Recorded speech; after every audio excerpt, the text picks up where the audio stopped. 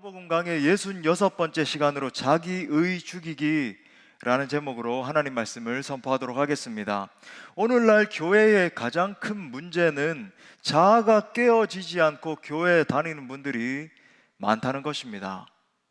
오늘날 많은 사람들이 이렇게 이야기를 하잖아요. 교회가 세속화되어 갑니다. 교회가 부패해져 간다. 교회들을 보니까 생명력을 잃어가는 것 같다. 이 모든 것의 궁극적 원인이 무엇인지 아십니까? 아직도 자기가 주인인 사람들이 많아서 그렇습니다. 자기의 혹 자기 자아를 그대로 방치하면 굉장히 위험해요. 적어도 두 가지 이유 때문에. 그런데 첫 번째 이유가 뭐냐면 자기의는 눈에 안 보입니다. 안 보여요. 그렇기 때문에 자기가 자기의의 병에 걸려 있는지 아닌지, 이 자기의가 자기를 어떻게 파괴시키는지를 전혀 인식을 하지 못하는 거예요. 두 번째 이유는 이 자기의의 파괴력은 점점 더 커진다라고 하는 것입니다. 예수님께서 자기의를 누룩과 같다 이렇게 말씀하셨거든요. 마태복음 16장 6절에 보니까 예수께서 이르시되 삼가 바리새인과 사두개인들의 누룩을 주의하라 하시니, 여러분 누룩의 특징이 뭡니까? 누룩은 발효제잖아요. 빵을 구울 때 이스트잖아요, 그죠? 이 누룩을 갖다가 집어 넣으면은 빵이 벙벙벙벙 부풀어 올라서 막 커지잖아요, 이 빵이. 이와 같이 여러분 조그마한 자기의는 점점 더 커지게 되어 있습니다. 그래서 처음에는 자기 자신이 부패하고 나중에는 온 신앙생활 전체가 완전히 다 망가져 버려요. 자기의 때문에. 근데 망가진 채로 있는 자기 상태도 보지 못하게 되죠. 더 나아가서 자기 자신의 가족과 소그룹 식구들과 심지어 공동체 전체가 무너지기도 합니다. 앞으로 이렇게 여러분 한번 보십시오. 교회를 향한 핍박이 점점 더 심해지게 될 거예요. 이 세대 전체가 그렇고 전 세계 열방이 교회를 향한 핍박이 점점 더 거세지게 될 텐데, 주님 오실 날이 가까우면 올수록 우리 모든 교회 공동체들이 더 극심한 이 핍박을 감내해야 될 것입니다. 자, 그런데 아이러니컬하게도 핍박이 점점 더 거세지면 거세질수록 교회는 점점 더 정결하게 될 거예요. 알곡들은 남아서 더욱 거룩한 신부들로 단장될 겁니다.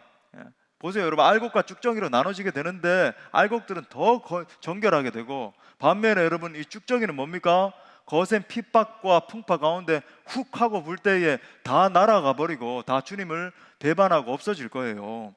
자, 그런데 교회가 재림을 예비하는 거룩한 신부로 정결케 되려면 어떻게 해야 되는가? 우리 안에 있는 이 누룩, 자기의를 제거하는 것이 핵심입니다. 자, 그래서 오늘은 본문을 중심으로 이 자기의의 문제에 대해서 우리가 좀 깊게 다루어 보고자 합니다. 말씀을 통해서 정말 여러분 안에 있는 이 무서운 자기의를 발견하게 되시기를 바랍니다. 동시에 그 자기의를 십자가 앞에서 완전히 죽이기로 결단하는 여러분 복된 시간 될 수 있기를 간절히 축복합니다. 자, 두 가지로 크게 살펴볼 텐데, 첫 번째는 도대체 이 자기의가 뭐냐는 거예요. 자기의가 무엇인가?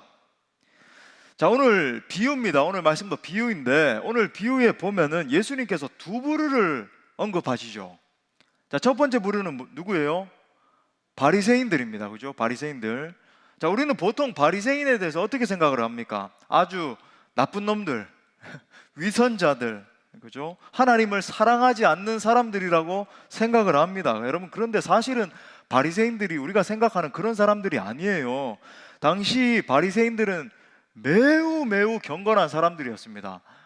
쉽게 말해서 여러분, 우리와 비교도 안 될 정도로 경건의 모양이 얼마나 탁월했는지 몰라요. 유대 사회에서 사람들에게 존경을 받고 많은 사람들을 실제로 이끌던 사람들이었습니다. 오늘날 교회로 따지고 봐도 이들은 매우 경건한 사람들이에요. 예배 출석도 성실히 하고 헌금도 많이 하고 봉사도 열심히 하는 그런 사람들입니다. 보통 오랜 시간 동안의 신앙생활을 지속해 왔기 때문에, 그죠? 직분자들이에요. 그런데 오늘 말씀을 보니까 예수님께서 이들을 어떻게 평가하고 계십니까? 9절에 보니까 또 자기를 의롭다고 믿고 스스로 의롭다고 믿는 거예요. 다른 사람들을 멸시하는 자들에게 이 비유로 지금 말씀하신다. 여러분, 이것이 당시에 이들을 향한 예수님의 정확한 평가였습니다. 이들의 영적 상태라는 거예요. 자, 두 번째 부류는 어떤 부류죠? 예, 맞아요. 세리와 같은 죄인들입니다. 11절 중반에 보니까 이들은 토색하고 불의하고 간음하는 자들로 지금 비추어지고 있죠. 그죠? 소위 사회적으로 볼 때에 형편없는 자들이에요. 오늘날로 따지면 조폭, 창녀, 범죄자, 사회적으로 빈민, 범죄 계층 같은 그런 사람들입니다. 자, 그런데 지금 예수님의 메시지의 핵심이 뭡니까? 이 사람들만 구원받는다는 거예요. 이 사람들이 하나님 보시기에 의롭다. 진짜 하나님이 주목하시는 사람들이 바로 이 사람들이고, 너희 같은 종교인들은 구원 못 받아. 지금 예수님이 그 이야기를 하고 계시는 거예요. 당시 이 메시지를 듣고 있던 이 유대인들의 마음에 어떤 마음이 들었을까요? 충격적인 메시지입니다. 그런데 여러분, 예수님이 가시는 곳마다 이 메시지를 지금 계속하고 다니시는 거예요. 이 메시지 계속 하시는 겁니다. 그러니까 당시 종교인들이 이 메시지를 듣고 보니까 막 분노가 그 속에서부터 막 터져 나오는 거죠. 여러분, 이 메시지는 오늘날 교회 안에 있는 우리들에게도 동일하게 적용되는 메시지입니다. 그 누군가에게 적용돼야 될 메시지가 아니라 지금 나에게 주시는 하나님의 메시지로 말씀을 받아야 되는 거예요. 자, 그렇다면 자기의가 뭔가? 자기의가 무엇인가? 자기의는 자기 행위를 가지고 하나님 앞에 뭔가를 내세우기 위해서 나아가는 것입니다. 자신의 어떠함으로 하나님 앞에 인정을 받으려고 나아가는 것을 말하는 거예요. 물론 하나님 앞에 우리가 인정받는 것은 중요합니다. 인정받아야죠. 그런데 문제가 뭐냐면 나의 행위, 나의 업적, 나의 어떤 열정, 나의 그 어떠함으로, 나의 어떤 종교적인 어떤 것들로 하나님께 인정받으려고 애쓰는 것이 문제라는 거예요. 사실 여러분이 종교들을 살펴보면 모든 종교가 다 똑같습니다. 이슬람교라든지 힌두교라든지 불교라든지 유교라든지 이 모든 종교는 나의 열심을 동원해서 이 신의 가려운 등을 갖다가 긁어줌을 통해서, 그죠? 내가 원하는 것을 획득하려고 하는 그 교묘한 어떤 종교성이 다 종교들마다 다 들어있어요. 이것이 인간 본성입니다. 자, 그런데 기독교는 자기의로 하나님 앞에 나아가는 종교가 아닙니다. 1세기 초대교회를 살펴봐도 이 율법주의가 있었단 말이죠. 율법주의가 일어났습니다. 소위 복음과 이게 복음이 충분치 않은 것처럼 보이니까 거기에 더해서 전통이라고 하는 것을 같이 병행해야 된다라고 이야기를 하는 무리들이 많이 일어났어요. 예수님도 믿고 우리가 전통적으로 따르고 있던 이 율법과 할례도 같이 행해야 된다, 이렇게 주장하던 유대인들이 일어났습니다. 사도 바울이 이 사람들 향해서 뭐라고 그랬는지 아세요? 개라고 그랬습니다. 사도 바울도 그런 용어를 썼어요. 옛날이나 지금 강아지는 예쁘죠, 그죠? 여러분, 강아지 키우시는 분들 위로 드립니다. 그런 말씀 드리는 게 아니라 이 개는 여러분 문제가 있다. 그 당시에나 지금이나 여러분 개는 나쁜 의미로 사용하잖아요. 사도 바울이 이 사람들을 향해서 뭐라 그러냐면 개들을 삼가해야 된다, 이렇게 이야기를 했어요. 당시 여러분 이 율법주의가 어떤 문제가 있었는가? 바로 그것이 자기의의 문제였기 때문입니다. 뭔가 복음으로 충분치 않은 것처럼 보이니까 자기의가 자아내는 어떤 종교성을 갖다가 거기에다 더해야 된다, 그래야 구원받는다, 이렇게 주장했던 거예요. 여러분, 예수 그리스도 십자가 복음 안 하면 충분한 줄 믿습니다. 예수님께서 다 이루셨어요. 십자가에서 우리의 모든 죄를 다 사하셨습니다. 뿐만 아니라 십자가에서 모든 율법의 요구를 다 이루신 거예요. 충분한 겁니다. 그런데 여러분, 그 사실을 못 믿는 거예요.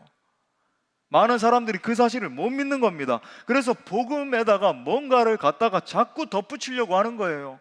율법이라든지 종교적인 어떤 의식이라든지 내 생각이라든지 이것만은 해야 된다든지, 그죠? 여러분, 이것은 전부 다 복음을 훼손하는 행위입니다. 그것이 여러분 갈라디아서 전체 내용이에요. 집에 가셔서 갈라디아서 한번 읽어보세요. 그게 전부 갈라디아서 내용입니다. 즉 여러분, 이 자기의라고 하는 것은 여러분 보통 보면 이 자기의를 통해서 종교적인 행위를 반복을 하는데 사실은 복음을 훼손하는 심각한 행위죠. 그래서 사도 바울은 이 자기의를 갖다가 복음의 대적이라고 이야기를 했어요. 오늘날 여러분, 이 율법주의는 어떤 형태로 나타나는가?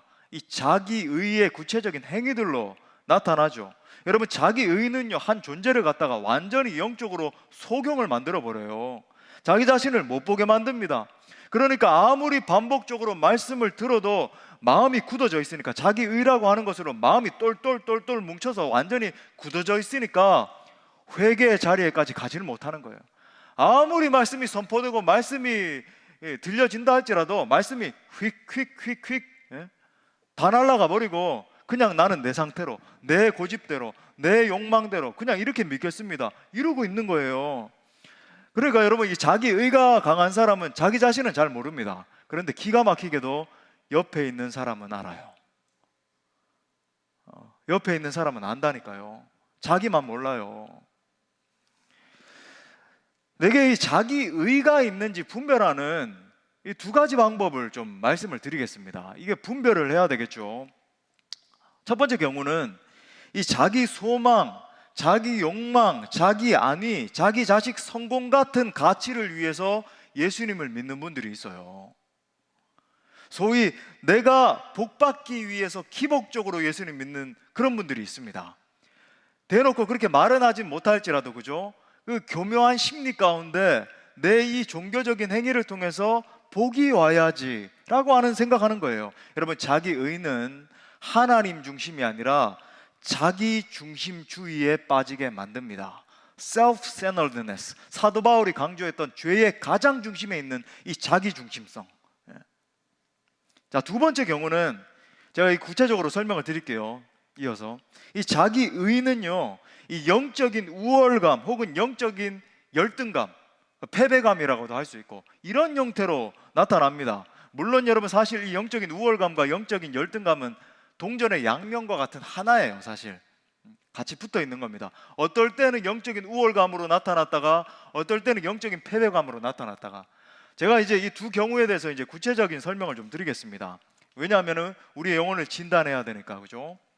자, 첫 번째 경우, 이 의의 문제에 걸려있는 첫 번째 경우 우리 생각해 보겠어요. 자기 소원, 자기 욕망, 자기 안위, 자기 자식 성공. 제가 항상 이 자식 언급하죠. 왜? 많은 사람들이 이 자식 문제 하면 껍벅 죽거든요. 여기에 딱 걸려있거든요. 자기 자식 성공 같은 것 때문에 예수님 믿는 것이 왜 자기의인가? 여러분, 자기를 의롭다고 여기게 되면은 평소에 자기 이 내면 가운데 자기 자신은 이만하면은 괜찮은 사람이지라고 하는 생각을 가지고 살게 돼요. 예를 들어서 뭐 이렇게 우리가 신앙생활을 하고 뭐 찬양도 하고 기도도 하고 하다 보니까, 그죠? 말씀이 또 선포되고 할 때는 자기 자신이 죄인이라고 인정을 합니다. 그죠? 인정도 하고 고백은 하지만은 자기 자신은 신문지상에 나오는 심각한 범죄자들 있잖아요. 저 유영철이라든지 뭐 지존파라든지 미국의 뭐 연쇄살인범 찰스 맨슨이라든지 이런 살인마들보다는 조금은 더 나은 사람이라고 생각을 합니다. 그러니까 나는 뭐 대단한 의인도 아니지만은 대단한 죄인도 아니지라고 하는 생각을 가지면서 살아가요. 이것의 결과가 어떻게 나타나는지 아십니까? 내가 필사적으로 하나님의 의를 구하지 않게 됩니다. 하나님의 의, 하나님의 나라, 하나님의 은혜를 절박한 마음으로 구하는 것 대신에 뭘 구하냐면 내 삶에 필요한 것들, 가령 성공이라든지 복이라든지 승진이라든지, 그죠? 돈이라든지 명예라든지 자녀 잘 되는 거, 자녀 입시에 뭐 합격하는 거, 이런 것들이 중점적으로 자기가 구하는 그 중심에 들어차게 되는 거예요. 심지어 어떤 분들은, 어떤 이들은 이렇게 생각까지 합니다. 내가 지금까지, 하나님 보세요, 내가 지금까지 하나님 앞에서 이렇게 많은 종교적인 행위들을 했고 이만큼 헌금을 했고 내가 수십 년째 하나님을 이렇게 열심히 봉사하면서 섬기고 했으니까 하나님께서 내 성공은, 내 자녀 잘됨은 보장해 주셔야 된다라고 하는 이 사고방식이 들어차 있는 사람들이 있어요. 그런 어떤 멘탈리티, 이게 완전히 꽉 내 생각 속에 있는 분들이 있습니다. 물론 워딩 자체를 그렇게 똑같이 하진 않지만은 그런 식으로 생각하고 기도하는 사람들이 있어요. 내가 하나님 앞에 이만큼 했는데 내 자녀 합격은 보장시켜 주셔야 되는 것 아닙니까? 내가 적당하게 내 노후는 이만큼 보장해 주셔야 되는 것 아닙니까? 라고 하는 생각을 가지고 있는 거예요. 여러분, 이것이 사람의 내면 안에 있는 자기의의 실체입니다. 자기의의 실체예요. 반대로 여러분, 진짜 복음을 경험한 사람은 어떤 사고방식을 가지게 될까요? 하나님 앞에 나는 정말로 철저한 죄인이라고 하는 사고방식을 가지게 됩니다. 하나님 앞에 나를 비추어 보니까 나는 뭐 유영철이나 찰스 맨슨보다도 더 흉악한 죄인입니다 라고 하는 의식을 가지게 돼요. 이것이 여러분 진정으로 예수 그리스도를 만나고 예수 그리스도의 복음을 정통으로 경험한 사람들의 특징입니다. 여러분, 이런 사람들은 무엇부터 구하게 될까요? 하나님의 의를 구하게 되는 거예요. 예수 그리스도의 십자가 그 은혜에 막 목이 마르게 됩니다. 주님, 저는 십자가 은혜가 필요해요. 매 순간마다 하늘에 속한 신령한 복들을 구하게 되죠. 하나님을 더욱더 깊이 알기를 원합니다. 고백하게 되는 거예요. 또한 예수 그리스도께서 제자됨에 대해서 말씀하시는데 내가 어떻게 하면 더욱더 철저한 제자가 될까요? 막 갈망하는 마음으로 구하게 되는 것이 너무나 당연하게 됩니다. 그리고 나서 하나님 나라를 위해서 내 자신을 죽이고 순종하는 것을 구하게 되죠. 하나님, 내 순종을 통해서 조금이라도 하나님 나라가 확장될 수 있다라고 한다면 막 이런 마음으로 거룩한 열망으로 불타오르게 돼요. 마태복음 6장 33절에서 우리 주님 말씀하신 것처럼 산상수훈 중간에, 그죠? 그런즉 너희는 뭐라 그래요? 먼저 그의 나라와 그의 의를 구하라. 여러분, 우리들의 모습과 얼마나 달라요? 먼저 그의 나라와 그의 의를 구하지 않고 하나님, 내 문제 이걸 해결되는 거, 내 성공 보장받는 거, 내 자녀 어떻게 되는 거. 여러분, 이처럼 그의 나라와 그의 의를 먼저 구하는 것이 진정한 크리스찬의 특징이라고 하는 거예요. 하지만 기도만 하면 하나님 이거 해주세요, 하나님 저거 내놓으세요. 여러분, 이건 자기 의가 그 속에 가득하기 때문에 그것의 발현으로 그렇게 하는 거예요. 자기가 원하는 것은 내가 어떻게든 소유해야 된다, 어떻게든 뜯어내야 된다라고 하는 그 심리가 그 속에 있는 겁니다. 여러분, 우리는 정말로 흉악한 죄인들이에요. 이걸 깨달아야 됩니다. 저 살인자들, 행악자들, 조폭들, 창녀들, 이 사람들보다 오히려 더 흉악한 죄인들이에요. 저는 이거 확신합니다.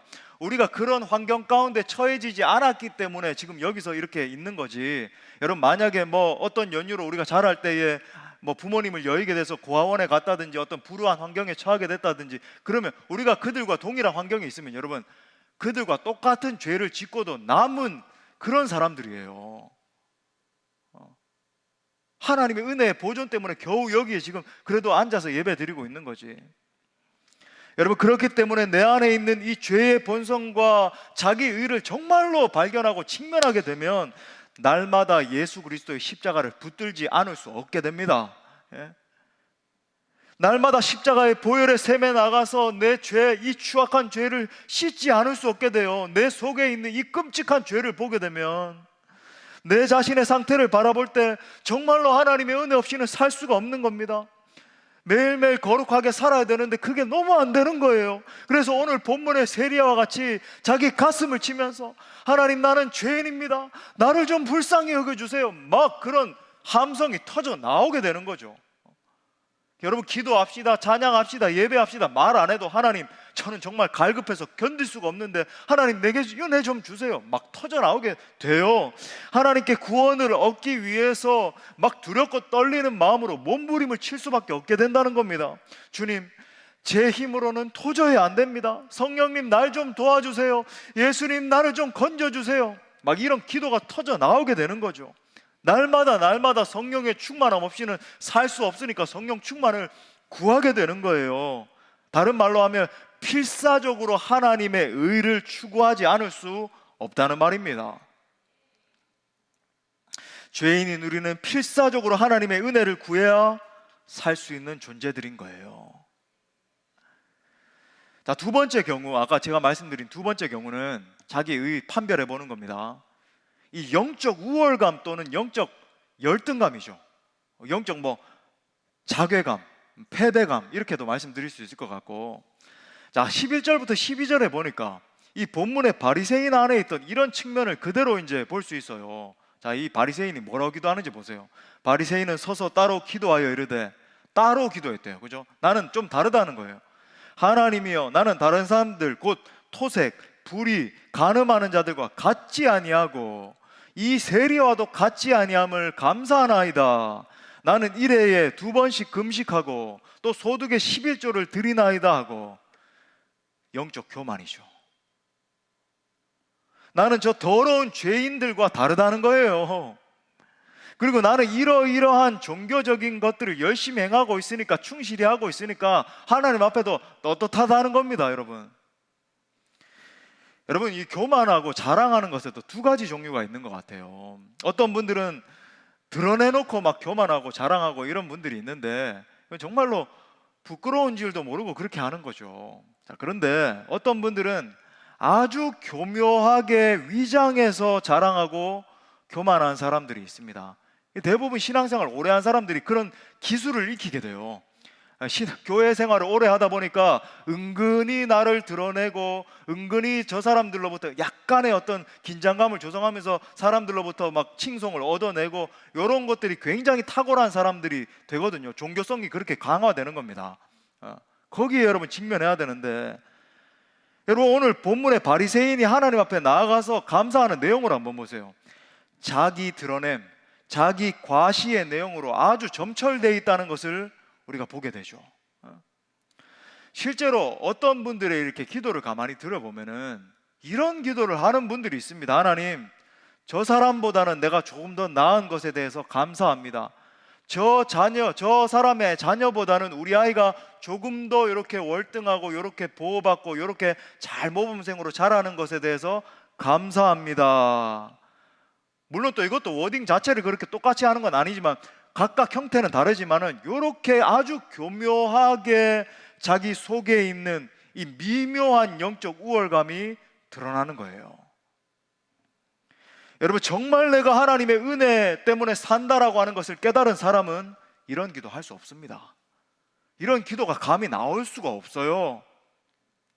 정말 본질적으로 보면 내 존재가 정말로 저 흉악한 살인자들, 저 흉악한 범죄자들과 다르지가 않고, 내 자녀가 여러분 저 교도소에 있는 저 자녀들과 다르지 않은 거예요.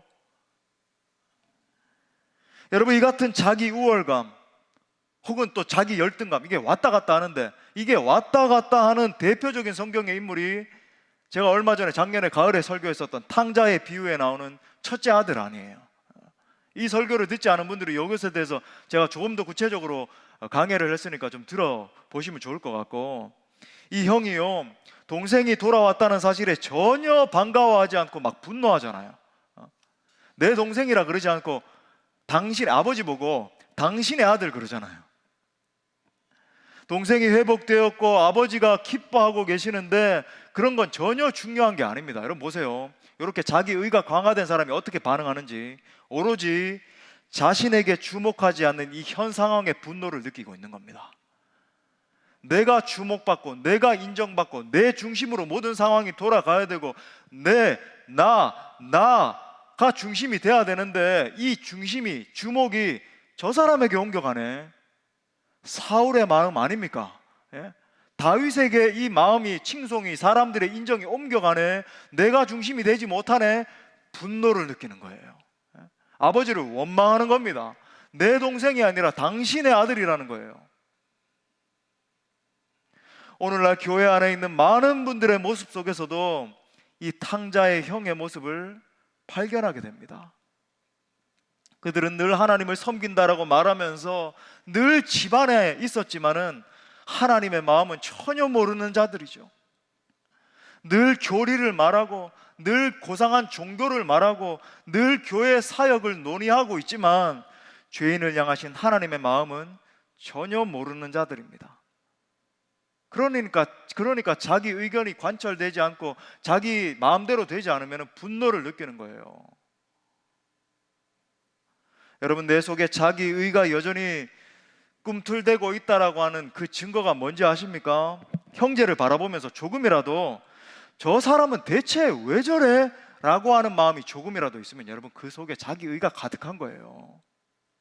가정교회 내에서도 내가 저 사람한테, 이거 지금은 말 못하겠지만은 요 말만 해가지고 저 사람이 내 말만 좀 듣기만 하면은 저 사람이 더 좋아질 텐데 라고 하는 심리가 있으면 여러분, 이게 자기 의가 자기 속에 가득한 겁니다. 왜 그렇게 생각하는 줄 아세요? 나는 저 사람보다는 조금 더 나은 사람이라고 하는 이 비교 우위 의식이 그 속에 있는 거예요. 그러다가 조금이라도 하나님이나 다른 지체가 날 인정해 주지 않는 것 같으면 곧바로 큰 영적인 이 자괴감에, 열등감에 빠지게 돼서 그게 분노로 튀어나오는 겁니다. 그 결과 존귀하신 하나님을 향해서도 분노하고 사랑해야 할 형제를 향해서 시기하고 질투하고 원망하고, 그렇게 정죄하게 되는 거예요. 여러분, 이처럼 자기 의는 하나님 앞에서 가장 무서운 죄악입니다. 자신을 파괴하고 형제 자매를 파괴하고 나아가 공동체 전체를 파괴하는 무서운 죄예요. 부디 여러분 안에 있는 자기 의를 발견하는 은혜가 있을 수 있기를 간절히 바랍니다. 자, 큰 두 번째로, 그러면 어떻게 해야 되는가? 하나님은 우리 안에 있는 자기 의를 죽이기 원하십니다. 이 두 번째 포인트가 정말 중요하죠. 우리 따라합시다. 하나님은 우리 안에 있는, 자기 가슴에 손을 얹고 한번 선포합시다. 내 안에 있는 자기 의를 죽이기 원하신다. 여러분, 정말 아멘이십니까? 쉽게 말하면 여러분, 하나님은 우리 안에 있는 이 자기 의를요, 이런 표현 쓸게요. 완전히 산산조각 내기를 원하십니다. 성경에 보면 하나님이 정말로 구원해 내기를 원하는 그런 사람들, 그리고 하나님이 쓰시기 원하는 사람들을 보면 반드시 가장 먼저 그 사람 안에 있는 자기 의의 문제를 건드리세요. 자기 의를 다루십니다. 또 이 자기 의를 깨뜨리시기 위해서 하나님이 특별하게 쓰시는 이 특별 도구로 쓰시는 게 있는데, 그게 뭐냐면 우리 정말 싫어하는 고난이에요. 하나님이 쓰시는 게 고난입니다. 이 자기 의가 강했던 이 성경의 몇몇 인물들 생각해 볼까요? 욥을 생각할 수 있을 것 같고, 야곱을 생각할 수 있을 것 같고, 또 다윗도 그렇게 생각할 수 있을 것 같은데, 제가 언급드린 이 사람들은 하나님이 막 철저히 다루셨어요. 이 자기 의의 문제를 완전히 막 다루시고 박살 내신 다음에 그 결과 놀라운 하나님의 사람들로 쓰신 그런 사람들이죠. 반면에 자기 의가 굉장히 강했음에도 불구하고 그냥 내버려 두셨던 그런 사람들이 있습니다. 사울 같은 사람, 아주 자기 의로 똘똘 뭉쳐 있었는데 그걸 내버려 하나님이 다루시지 않고 그냥 이렇게 던져 놔버리시니까 나중에 미쳐버리죠. 다윗을 향한 진노가, 이 분노가, 그죠? 막 폭발해가지고 죽이려고 그러고.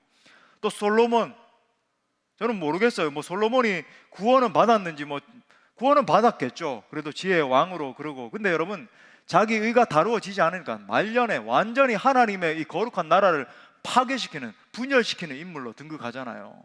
그 다음에 언급되어 있는 이스라엘의 이 부패한 왕들, 그죠? 이 중에서 대표적인 인물인 이 욥에 대해서 우리가 좀 잠시 생각해 보기를 원해요.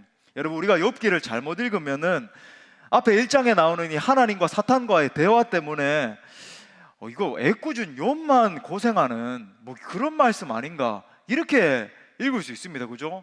막 뭔가 하나님과 막 사탄 사이에 거래가 일어나는 것 같고, 그래가지고 욥만 당하고. 여러분, 그런데 그런 말씀이 아니에요. 하나님은 욥을 너무너무 사랑하셨습니다. 그런데 이 욥에 있어서 가장 큰 문제가 있었는데 바로 그의 강한 자아였습니다. 욥기서에 흐르는 대주제는 자기의의 문제예요.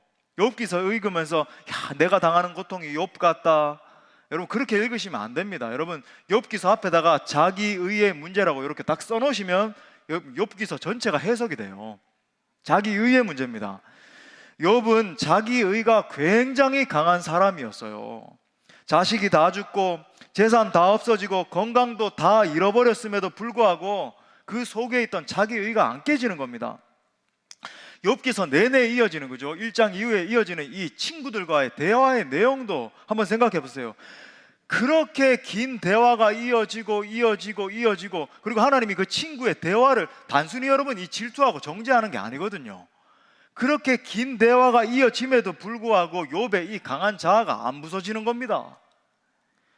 욥의 아내도 하나님을 저주하고 당신이 그렇게 예배한다라고 하고, 예배한다 이건 뭐냐면 경외하는, 이건 뭐냐면 하나님이 당신과 연결되어 있는 것처럼 이렇게 보이는데 그 하나님을 저주하고 죽으라 그러잖아요. 그건 뭐냐면 그녀 안에 있었던 그 상처 때문에 그런 거예요.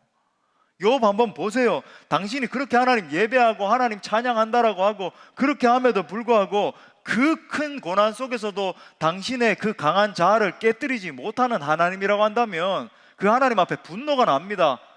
이런 마음이 자리 잡은 거예요. 저는 예전에 어릴 때 이 욥기서를 이렇게 읽으면은 왜 이렇게 길어? 이런 생각이 드는 거예요. 여러분 그런 생각 한 번씩 해보시지 않았습니까? 42장까지 이어지는데 한 장도 또 길어요. 그리고 난 뒤에 처음에 이제 대부분 욥기 설교하시는 분들도 그죠? 1장 설교하신 다음에 그 다음에 훌쩍 뛰어넘어서 42장으로 가버리잖아요. 그 중간 내용 다 생략하고. 근데 여러분 이 중간 내용이 그냥 주어진 게 아니거든요. 굉장히 중요한 메시지가 있는 거죠. 계속 막 똑같은 메시지인 것 같은데 이게 막 이루어지는데 여러분 그 이유가 다 있는 겁니다. 욥의 지독한 자기의를 부수기 위한 하나님의 작업이 그 속에 들어있는 거예요. 집에 가서 여러분 오늘 집에 가셔서 욥기를 한번 천천히 한번 읽어보십시오. 욥 안에 있는 이 자기의를 부수기 위한 하나님 아버지의 절절한 의도를 느낄 수 있습니다. 여러분 그걸 알고 읽으면요 이거 정말 은혜가 돼요. 내 속에 있는 이 강한 자기의를 부수기 원하시는 하나님의 그 마음이 막 느껴집니다. 그러니까 여러분 욥기를 정리해보면 이런 거예요. 욥의 강한 자아가 있는 거죠. 똘똘 뭉쳐 있어요. 그죠? 얼마나 이 자아가 강했으면요 모든 사람들로부터 어떻게 인식이 됐냐면 동방의 의인으로까지, 그죠? 아주 막 철저했어요. 이 강한 자아가 있고 그것을 부수기 원하시는 하나님의 포기하지 않는 열정이 계속 만나고 계속 반복되고 계속 하나님이 그 작업하시는 내용이 바로 욥기서 전체 주제입니다. 여러분 여기서 우리가 직면해야 되는 사실이 있는데 그 욥의 모습이, 욥의 그 부서지지 않는 그 자아의 모습이 바로 내 모습이라고 하는 거예요. 다른 누구 모습이 아니라 내 모습이에요. 내 모습. 욥기의 결론은 우리가 흔히 알고 있는 42장 5절 말씀이 아닙니다. 제가 부흥의 강사 목사님도 오셔서 그 말씀하고 했는데 여러분 그게 사실은 아니에요. 42장 5절에 보니까 내가 주께 대하여 귀로 듣기만 하였사오나 이제는 눈으로 주를 배움나이다. 이 고백 참 중요한 고백이에요. 이 고백이 일어났기 때문에 욥기서의 결론이 6절 말씀이 나오는 거예요. 여러분 우리 욥기 42장 6절 말씀 다 같이 읽겠습니다. 시작. 그러므로 티끌과 제 가운데에서 회개하나이다. 아멘. 자 여기서 거두어 드리고, 이 표현이 중요한데 거두어 드리고 할 때 쓰인 히브리어 단어가 마사스라고 하는 단어를 쓰고 있는데 구약 성경에서 굉장히 자주 나오는 단어입니다. 그리고 이 욥기서에서만 12번이나 나올 정도로 중요한 단어인데 무슨 뜻이냐면 나를 경멸한다는 거예요. despise myself, 나를 거절한다는 겁니다. reject myself. 이걸 고려해서 6절을 다시 번역하면 이런 말이에요. 그러므로 내가 스스로 나를 경멸하고 나를 거부하고 티끌과 제 가운데에서 회개합니다 라고 하는 말입니다. 자 보세요. 계속 이어지는 하나님의 작업이 끝난 다음에 하나님의 영광과 얼굴과 얼굴을 맞대서 직면하게 된 거예요. 내가 귀로 듣기만 하였사오나 이제는 눈으로 주를 배우고 나니까 그러므로 어떤 결과가 일어나냐면 내가 스스로 나를 경멸하게 되는 거예요. 나를 막 증오하는 겁니다. 내 스스로를 바라보면서 나를 막 거절하는 거예요. Reject myself. 이게 여러분 욥기서의 결론이에요. 자 보세요. 자기 의가 깨어진 거예요. 하나님의 그 임재 앞에 완전히 박살이 나니까 욥의 반응이 뭐였습니까? 자기 자신을 경멸하고 증오하고 자기 자신을 거절하는 거죠. 어떻게 나 같은 더러운 존재가 과연 존재라도 할 수 있었던가? 발견하고 보니까 내가 예전에 가지고 있었던 명예, 많았던 그 자식들 아무 소용이 없는 거예요. 하나님 앞에서 내가 정말로 티끌이구나. 나는 완전히 오물이었구나. 나는 하나님 앞에 보니까 완전 배설물이었구나. 이걸 깊이 느끼면서 자기 자신의 실체에 완전히 직면하게 돼버린 겁니다. 여러분, 진정한 제자됨에서 대해서 말씀하신 우리 주님의 메시지와 동일한 메시지 아닙니까? 누가복음 14장 26절부터 27절에 보니까 물은 내게 오는 자가 자기 부모와 처자와 형제와 자매와 더욱이 자기 목숨까지 미워하지 아니하면 reject myself, 능히 내 제자가 되지 못하고 누구든지 자기 십자가를 지고 나를 따르지 않는 자도 능히 내 제자가 되지 못하는 거야.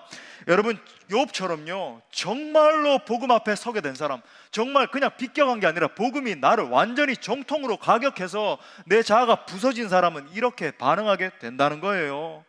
하나님 앞에 완전히 서고 보니까 내 자신이 옛날에 내가 추구하던 모든 게 쓰레기인 겁니다. 내 자신을 경멸하게 되고 미워할 수밖에 없게 되는 거예요. 나아가서 나 같은 죄인을 건져주신 엄청난 그 하나님, 어떻게 나같이 쓰레기 같은 존재를, 배설물 같은 존재를 향해서 위에서 예수 그리스도를, 그 하나밖에 없는 아들을 주셨는가? 그 엄청난 은혜가 막 깨달아지면서 사무쳐지면서 완전히 그 앞에 엎드려지게 되는 거죠. 여러분, 날마다 하나님의 보좌 앞에 나아가서 자기 의를 깨뜨려야 됩니다.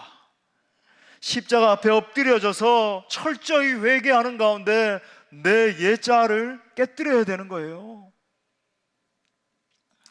신약에 보면 이 베드로도 욥과 정말 많은 부분이 닮아 있었던 그런 사람입니다. 베드로는 자기 의가 굉장히 강했던 사람이에요. 부름받기 전에는 자기 생업에 있어서도 굉장히 어부하면서도 그죠?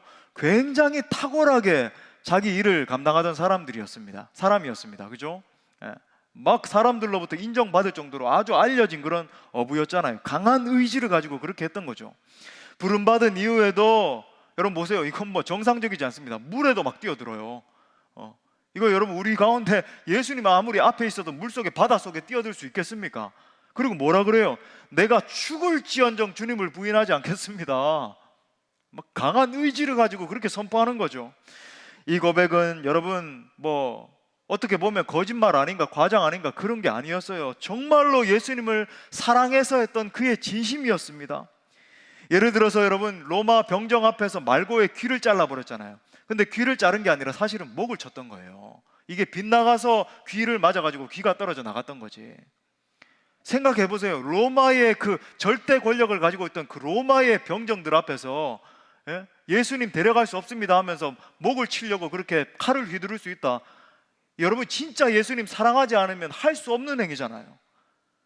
베드로는 진짜 예수님 사랑했거든요. 그랬던 그가 여종 앞에서 예수님을 3번이나 부인합니다. 닭이 울었어요. 예수님이 의도적으로 베드로의 눈을 보기 위해서 고개를 돌렸을 때 예수님의 그 눈, 예수님의 그 불꽃과 같이 빛나는 그 눈과 마주치게 된 거죠. 그때 베드로가 어떻게 반응했습니까? 심히 통곡하니라. 심히 통곡하니라 그랬어요. 그가 여러분 왜 통곡했을까요? 나는 정말로 예수님을 사랑하는데, 나는 정말 예수님께 충성하고 예수님 잘 따르고 싶은데 그럴 수 있는 능력이 없는 겁니다. 자기의 밑바닥을 본 거예요. 그러니까 너무 통탄스러운 거죠. I despised myself. 내 자신을 경멸하는 겁니다. 그런 내 자신이 너무 미운 거예요. 그래서 통곡이 터져 나온 겁니다. 바로 그 순간에 베드로의 자기 의가 완전히 산산조각 났습니다. 여러분이 이런 경험을 하셔야 돼요. 여러분이 정말 복음 앞에서 이런 경험을 하셔야 됩니다. 만약 하나님이 여러분을 정말 사랑하신다면 여러분을 그런 고통스러운 환경으로 몰아넣으실 겁니다. 정말 그래요. 하나님의 방법은 고난이에요. 고난이 여러분 원망스러운 게 아닙니다. 하나님 대체 왜 그러십니까? 원망해야 될 그런 순간이 아니에요. 그 순간을 통해 하나님이 나를 빚으시는 거죠. 마치 여러분 자동차가 이렇게 가다가 그죠? 완전히 막 전파되는 거예요. 토럴 데미지를 입는 겁니다. 꽝 하고 부딪혀서 여러분 내 자아가 완전 박살이 나야 돼요. 베드로의 자아가 완전히 부서졌다는 증거가 무엇입니까? 요한복음 21장에서 부활하신 주님이 나타나셨을 때 내가 나를 사랑하느냐, 내가 나를 사랑하느냐, 내가 나를 사랑하느냐 3번을 물으십니다. 그때 베드로가 뭐라고 대답했습니까? 제가 주님을 사랑하는 줄 주께서 아십니다. 제가 주님을 사랑하는 줄 주님이 아세요. 3번이나 대답을 합니다. 여러분, 이것은 완전히 자기 자아가 깨어진 사람의 반응입니다. 깨어지지 않은 사람은 어떻게 반응을 할까요? 당연히 사랑하지요. 부활하신 주님 오셨습니까? 제가 주님 사랑해요. 다시 한번 힘을 내보겠습니다. 제 의지를 동원해가지고 대위임령 한번 수행해 보겠습니다. 제자들 불러 모아서 야 작전 짜자, 이제 다시 한번 힘내보자, 이렇게 반응해요. 근데 여러분, 자아가 깨어진 사람은 어떻게 반응합니까? 제가 주님 사랑하는 거 주님이 아시잖아요. 하지만 주님을 사랑할 수 있는 능력이 제게 없습니다. 제가 주님 정말 사랑하는데요, 제가 너무 무능력해요. 저는 주님의 은혜 없이는 살 수 없습니다. 완전히 자기 자아를 포기하게 되는 거죠. 그리고 100% 주님만 의지하는 거예요. 주께서 아십니다. 여러분, 주님 앞에서 내 자아가 완전히 부수어져야 됩니다. 하나님 앞에서 나는 아는 것이 아무것도 없는 존재라고 하는 것을 깨달아야 돼요. 아니, 조금 아는 것이 있다 할지라도 그것을 실천할 수 있는 능력이 하나도 없다는 것을 깨달아야 됩니다. 나는 철저하게 무능한 존재라는 것을 깨달아야 돼요. 우리는 매 순간 예수 그리스도의 십자가 은혜가 아니고서는 살 수 없는 존재인 것입니다. 이 사실을 깨달아야지만 자기 주장하고 남 비판하고 판단하고 정죄하는 것 중단할 수 있어요. 오늘날 교회의 많은 문제들은 사실은 전부 다 이 자기의 문제 때문에 그래요. 내 주장하고 내 고집대로 돼야 되고 내 주관이 옳고 내가 모든 거 다 컨트롤해야 되고, 그러니까 서로 문제가 일어나는 거죠. 하지만 여러분, 내 자아가 죽을 때, 십자가 앞에 내가 진짜 직면할 때, 내가 복음 앞에 섰을 때 거룩하신 하나님 앞에 정말로 쓰레기 같은 존재이구나, 나는 하나님 은혜 없이는 살 수 없구나, 내가 겨우겨우 주님, 내가 정말 주님 사랑하기 원하는데, 하나님 사역 조금이라도 해보길 원하는데 제게 힘이 없어요. 제게 능력이 없어요. 저는 아무것도 할 수 없어요. 주님, 저를 이끌어 주세요. 그 고백이 진짜 나와야지만 진정으로 사명을 감당할 수 있는 것입니다. 부디 자기 의가 완전히 깨어지고 날마다 진짜 겸손하게 우리 예수님과 동행하는 삶을 살 수 있기를 축복합니다. 말씀의 결론을 맺겠어요. 그 베드로와의 대화 마지막에 이렇게 말씀하세요. 우리 주님, 요한복음 21장 18절에 보니까 내가 진실로 진실로 내게 이르노니 내가 젊어서는 스스로 띠뛰고 원하는 곳으로 다녔거니와 늙어서는 내 팔을 벌리리니 남이 내게 띠띠우고 원하지 아니하는 곳으로 데려가리라.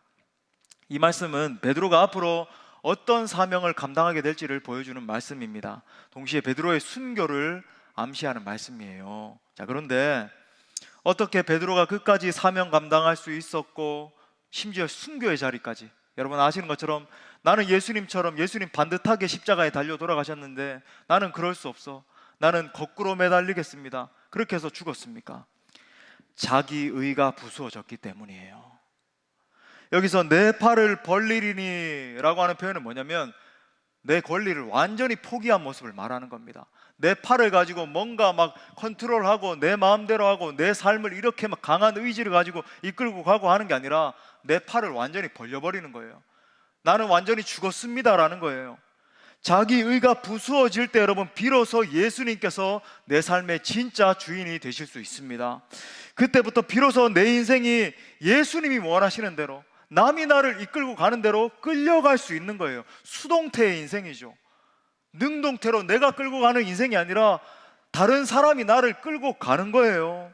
나의 유익과 나의 성공을 위한 삶이 아니라 오직 예수 그리스도의 영광과 그분의 뜻, 그분의 나라만을 위한 삶이 되는 것입니다. 이때부터 진정으로 사명 감당하는 삶을 살게 된다는 거예요. 사랑하는 형제 자매 여러분, 어떤 삶이 가장 행복한 삶일까요? 예수 그리스도를 위해 사는 삶입니다. 내가 완전히 죽고 예수 그리스도께 완전히 이끌림 바 되어서 주의 영광을 위해서 사는 삶이 진짜 행복한 삶, 최고로 복된 삶인 거예요. 아무쪼록 날마다 자기 의는 죽고 하나님의 의이신 예수 그리스도로 채워져서 진정으로 복된 인생을 살아가는 우리 사랑하는 모든 주의 권속들 될 수 있기를 간절히 축원합니다. 우리 말씀을 주신 하나님께 영광의 박수 올려드립시다. 다 같이 일어나서 우리 찬양하고 기도합시다.